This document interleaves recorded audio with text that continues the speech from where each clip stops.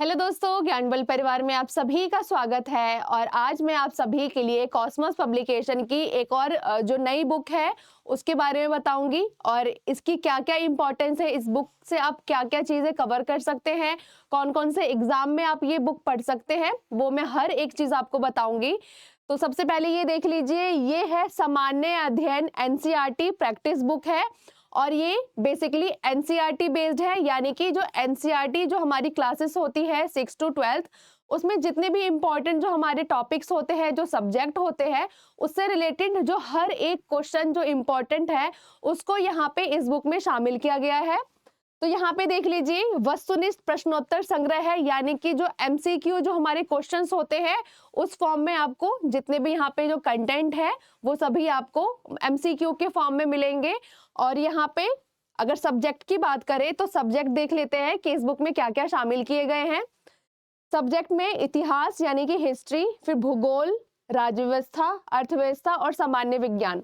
यानी कि जो जीके जीएस का जो भी हमारा पार्ट होता है, बेसिकली जो हिस्ट्री, पॉलिटी, ज्योग्राफी, इकोनॉमिक्स और विज्ञान के जो तीनों पार्ट होते हैं, फिजिक्स, केमिस्ट्री और बायोलॉजी, उन सभी के जो एमसीक्यू जो क्वेश्चंस होते हैं, इंपॉर्टेंट क्वेश्चंस, वो सभी इस बुक में शामिल किए गए हैं।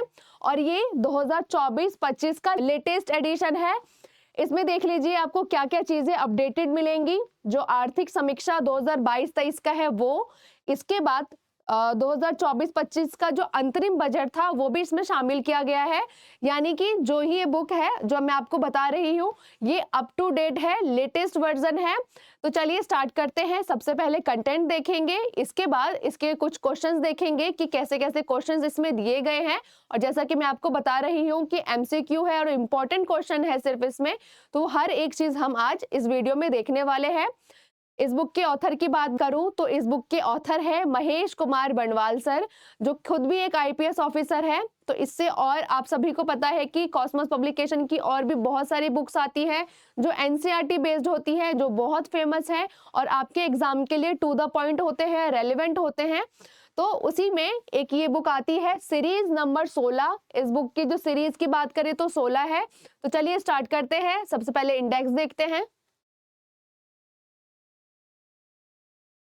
इंडेक्स में आपको सबसे पहले जो हमारा इतिहास है यानी कि हिस्ट्री का पार्ट मिलेगा। हिस्ट्री के तीनों ही पार्ट, जैसे कि प्राचीन इतिहास के बाद मध्यकालीन इतिहास, फिर आधुनिक भारत का इतिहास, ये तीन आपको हिस्ट्री का पार्ट मिलेगा। इसके बाद भूगोल का पार्ट, भारत का भूगोल। भारत के भूगोल के बाद जो विश्व का भूगोल है वहां से आपको क्वेश्चंस देखने को मिलेंगे। फिर भारतीय राज्य व्यवस्था यानी कि इंडियन पॉलिटी। इसके बाद भारतीय अर्थव्यवस्था।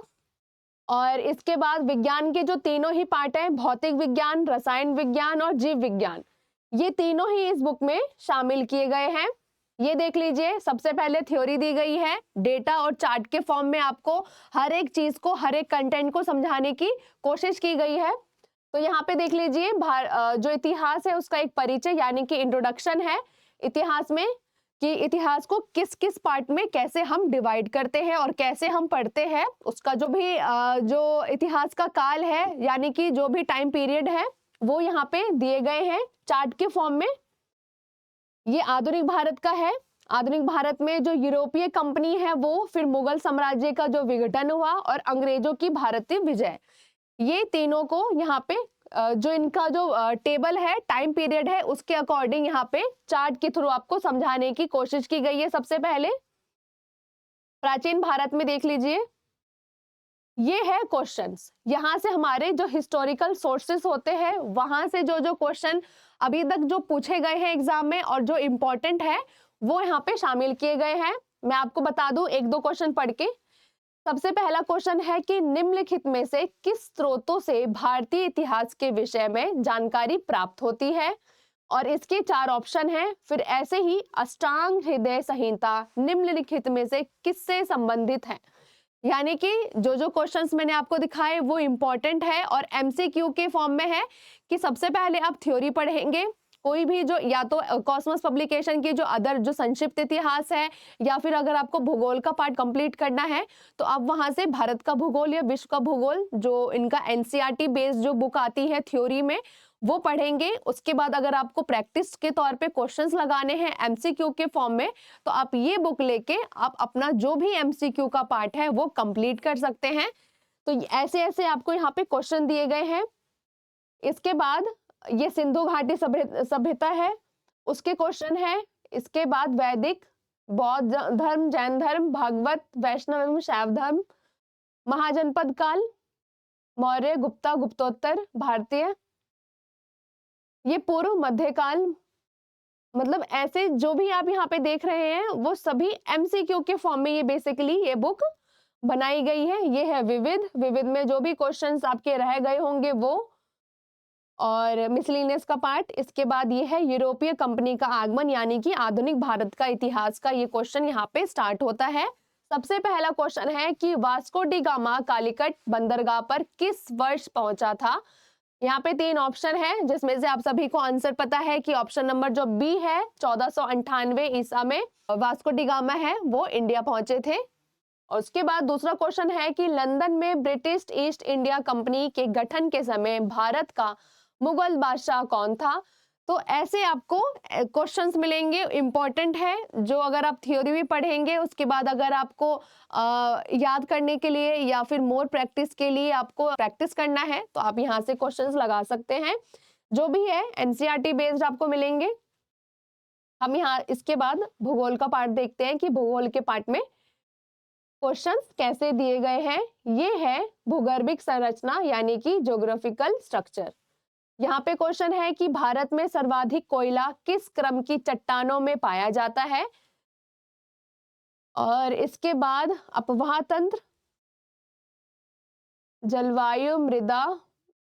आप देख रहे हैं जितने भी मैंने आपको क्वेश्चंस बताए हैं उसके बाद यहाँ पे आपको आंसर भी दिए गए हैं।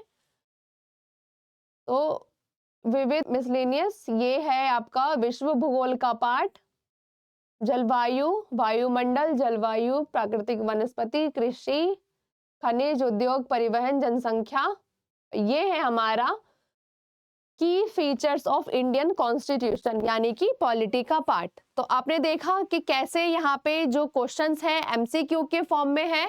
और आप कोई भी एग्जाम हो, अगर एग्जाम की बात करें तो अगर एसएससी एग्जाम की तैयारी करना चाहते हैं, बैंकिंग एग्जाम हो, जो रेलवे का एग्जाम होने वाला है, एनटीपीसी या आरआरबी, या फिर बिहार से रिलेटेड कोई भी एग्जाम हो, यूपी से रिलेटेड कोई एग्जाम हो, वनडे कोई भी एग्जाम हो, state level, state PCS exam हो, जहां पे भी अगर आपको जीके जीएस पूछा जाता है या फिर आपका जीके जीएस का पार्ट आपको कहीं से कवर करना है तो आप यहां से कर सकते हैं।